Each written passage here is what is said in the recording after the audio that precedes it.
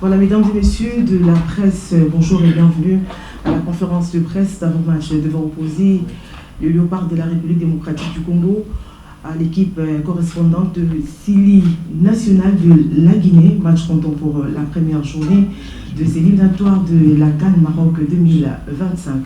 Avec moi, j'ai donc le sélectionneur principal de Sili National, le coach Charles Paki. C'est à lui que vous allez devoir poser vos questions, mais on va rester dans notre logique habituelle. On demande la parole, une fois qu'elle vous est accordée, on prend soin de décliner son identité, question de permettre également au coach de découvrir la personne en face de lui. Et pour s'ouvrir l'exercice, nous aurons 20 minutes, je dis bien, et puis on ne sort pas du cadre, on reste dans les éliminatoires de la Coupe d'Afrique des Nations Maroc 2025. Merci pour votre attention soutenue. Bonjour coach. Bonjour. Les Léopards de la République démocratique du Congo partent favoris sur papier devant les Sili National avec 4 victoires contre une seule victoire enregistrée par les Sili National. Mais est-ce que pour demain, au stade de Martyr, vous vous voyez capable de rectifier les tirs et pourquoi pas renverser la vapeur, la tendance, même si l'on sait que la RDC aussi est restée sur une très bonne dynamique depuis la dernière Coupe d'Afrique des Nations en Côte d'Ivoire? Bien sûr, une très bonne dynamique et même les résultats précédents. Maintenant, on est là avec nos armes, avec nos forces pour essayer de faire le meilleur résultat possible. Oui, coach, bonjour. Coach, c'est Méline Kanza de Six Télévision. C'est à peine même que vous venez de récupérer l'équipe des Sili National après le départ du coach Kabadiawara. Et aujourd'hui, vous êtes en train de se préparer déjà, de démarrer les éliminatoires de la... Attaquer cette rencontre. Question, Katassi. Coach, bonjour. Bonjour. C'est Papi Katassi pour le compte de notre télévision.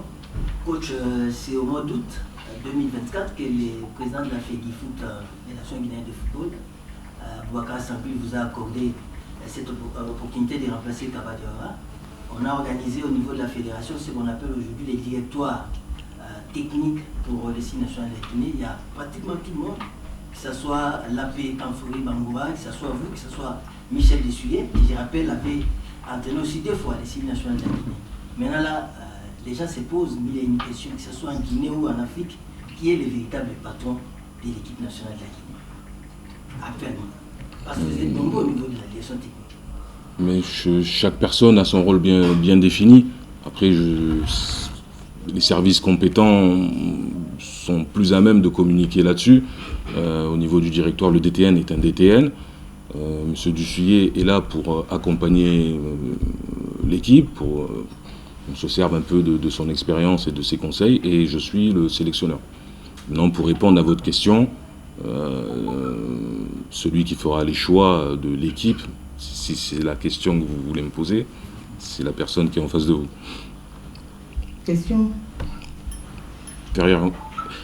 Inférieurement, on va dire sur le papier, on prépare les matchs de la même façon. On regarde les forces et les faiblesses et on travaille là-dessus pour essayer de contrarier l'adversaire. Question, Josué.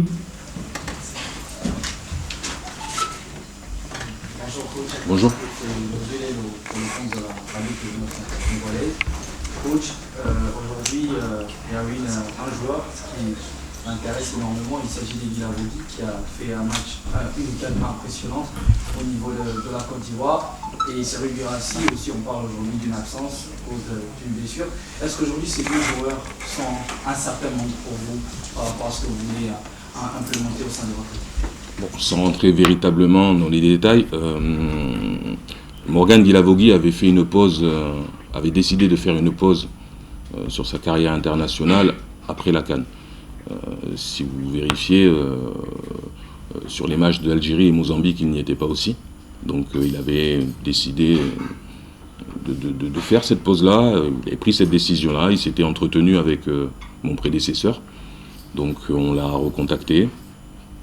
Donc voilà, c'est des discussions qui entre lui, la fédération et nous. Les portes sont ouvertes pour ce joueur hein, qui est important dans le collectif, dans l'effectif des joueurs disponibles du Sili national, bien sûr.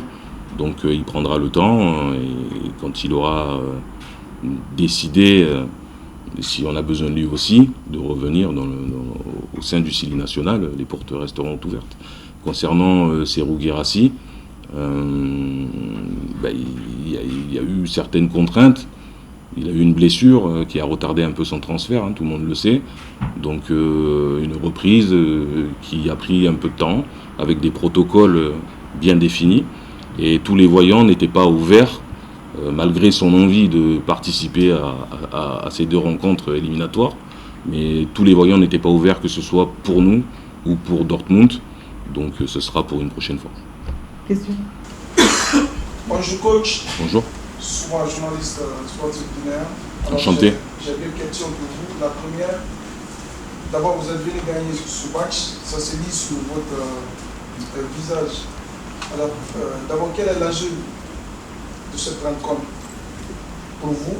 L'enjeu de la rencontre personnellement pour vous, mais aussi surtout pour l'ensemble du peuple de Guinée. Maintenant la seconde question, quelle est la situation de l'infirmerie de votre équipe? Pour mon cas personnel, je ne vais même pas en parler. C'est le pays. C'est surtout pour le pays. Mon cas personnel, honnêtement, voilà. On est là, on est à disposition de l'équipe nationale, on essaye de faire au mieux.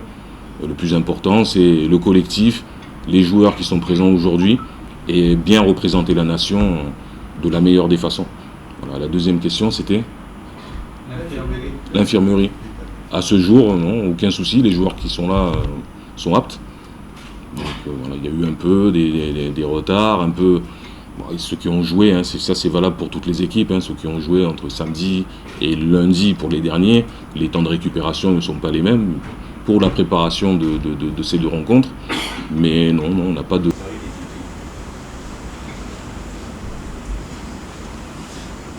Je ne peux pas répondre à cette question. Je suis désolé. Je suis désolé. Question, Doudou. Coach, bonjour. Bonjour. Le camp de Parfait Télévision.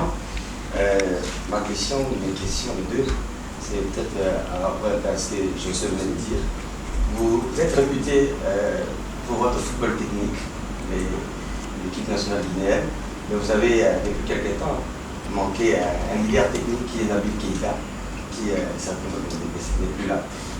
Est-ce que ça ne constitue pas aussi un handicap pour cette équipe guinéenne, déjà pour ce match? En même temps, la même question, dans la même idée, il y aura, j'ai vu la liste, j'ai pas vu Mohamed Bayo, l'un de... Monsieur Nabil Keïta, je ne vais pas rentrer dans les détails, tout le monde lit la presse et les réseaux sociaux. Aujourd'hui, il n'est pas là, c'est un joueur qui reviendra forcément. Il y a des impondérables dans une carrière, il y a des impondérables, il y a des choses qui se passent entre les clubs que je ne vais pas commenter. Maintenant, on va se focaliser aussi sur les joueurs qui peuvent le remplacer dans le collectif et on va s'organiser pour combler ces manques-là, bien évidemment. Merci de le souligner, Nabi c'est un très grand joueur, c'est peut-être l'un ou le plus grand joueur de l'histoire du football guinéen. Donc bien évidemment, son absence aujourd'hui, voilà, elle n'est pas anodine, c'est pas un joueur lambda, hein, que ce soit c'est le capitaine, ça le restera quand il reviendra. Donc oui, bien évidemment. Maintenant, on va essayer de pallier cette absence. Sur la deuxième question,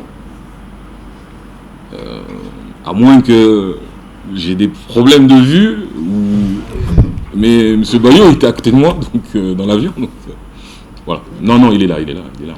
C'est une erreur, peut-être que... Voilà. Question. bonjour. Bonjour. C'est vrai que peut-être pour les camps de communication de télévision. C'est vrai que vous n'avez pas voulu épingler les heures. Kinshasa, c'était en 2017. C'était une de fête.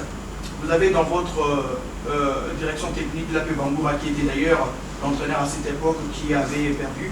Avez-vous eu suffisamment d'informations sur les différentes défaites et les déboires ici contre la RDC et par rapport au leader technique, la capacité d'un certain Pascal Feinduno peut-être manque à la Guinée? Il y a beaucoup de questions dans votre question.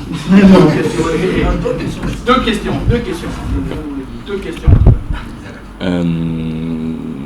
Je ne sais pas par laquelle. La première réponse que vous voulez, c'est laquelle? Parce qu'il y a beaucoup de choses. Vous m'avez demandé beaucoup de choses. Il y a deux questions. D'accord. Ok. Surfer sur ça. Historiquement, bien sûr, il y a des stats. Mais les stats restent des stats. Bien évidemment, on n'arrive pas ici la fleur au fusil en se disant qu'on va tout faire. Voilà, c'est très difficile de jouer ici. Il y a un collectif en face qui est très très fort. Un entraîneur que je connais très très bien et même personnellement, parce qu'on habite à 20 km en France, que je respecte beaucoup et que je salue. Donc bien évidemment, la RDC est une très grosse équipe. Les dernières performances à la CAN, ailleurs, historiquement aussi. Bien évidemment, pour répondre aussi, oui, monsieur Lapé Bangoura m'a parlé de certains matchs, il n'y a pas de souci, mais aujourd'hui on regarde devant, on ne regarde pas derrière. Voilà, on regarde devant, on se prépare pour faire au mieux. Bien évidemment, historiquement, c'est difficile de venir faire un résultat au Congo, dans un stade et un contexte qui va être difficile, avec du public, tout ça, mais on est là, on va essayer de se défendre et de rendre fier notre peuple. Question. Bonjour coach. Bonjour. Coach, hier on a vu l'Éthiopie qui a fait un résultat de parité 1-1, 0 de parité devant la formation de la Tanzanie. Est-ce que la prestation de l'Éthiopie, ça sera aussi une source de motivation pour coach Charles Epaki de venir arracher la qualification devant une équipe qui parle largement favorite? Je vais vous répondre honnêtement, un match après l'autre. Aujourd'hui, on se concentre sur la RDC. Le match de la RDC sera terminé, on se concentrera sur la Tanzanie. Le résultat que vous avez évoqué, il date d'hier, donc je ne vais pas le commenter. Voilà, on se prépare. Aujourd'hui, on est focus sur le match de demain. Question. Bonjour coach. Bonjour. Ma question est de savoir c'est avec quel état d'esprit les Sili viendra aborder ce match. Ça sera avec un esprit de revanchard par rapport à la dernière part ou bien vous venez dans un autre contexte pour aborder ce match? L'esprit revanchard, je pense que c'est aux joueurs à qui il faut poser la question. Voilà, moi j'y étais pas, mais en tant que supporter, en tant que Guinéen, bien évidemment, on s'est fait éliminer. Je pense que la source de motivation pour les joueurs qui y étaient, une grosse partie y était. Voilà. Personnellement, non. On prépare ce match. Je ne regarde pas ce qui s'est passé derrière. Voilà. Je regarde devant un adversaire à analyser, des forces, des faiblesses aussi. Et on va essayer de faire au mieux. Voilà. Deux dernières questions. Bonjour coach. Bonjour. C'est Fisson Mobile pour le compte actualité conseiller. Coach, vous venez tout à l'heure de dire que c'est difficile de jouer à Kinshasa. Est-ce que le fait de dire ça, vous n'êtes pas sous pression par rapport à cette rencontre de demain déjà face à l'RDC qui est déterminé à prendre? Non, pas du tout. Bon, après, pour répondre à votre question, c'est difficile pour tout le monde. C'est pas difficile pour la Guinée. Seulement pour la Guinée. C'est difficile pour tous les adversaires qui sont venus là.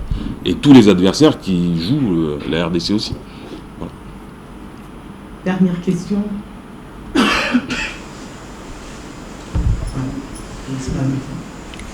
Coach, c'est souvent guinéen, journaliste guinéen. Alors, comment ça se passe avec certains retours, le retour de certains joueurs, on parle un peu de Mali Camara et autres, longtemps restés out de l'équipe nationale.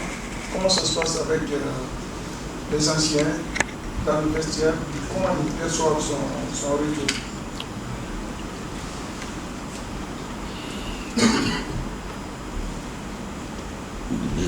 comment vous voulez que ça se passe? Ça se passe très bien, ils se connaissent tous. Beaucoup ont été dans les sélections de jeunes ensemble. C'est vrai que Madi n'était pas là pour des raisons que je ne commenterai pas pendant un certain temps. Mais ils se connaissent tous, il a été très bien accueilli. En fait, il est de retour à la maison. Donc il a fait une pause, puis il revient. Donc il n'y a pas de temps d'adaptation, ni... Non, tout va bien. Tout va bien, d'ailleurs vous l'avez vu. Voilà, fin de cette conférence de presse d'avant-match, mesdames et messieurs de la presse. Merci à vous d'avoir pris part active à celle-ci. On va dire également merci au coach Charles Paqui pour sa disponibilité. Les rendez-vous est donc pris pour demain à partir de 17h au Stade de Martyr pour cette grosse explication. Et bonne chance à vous, coach. Merci, madame.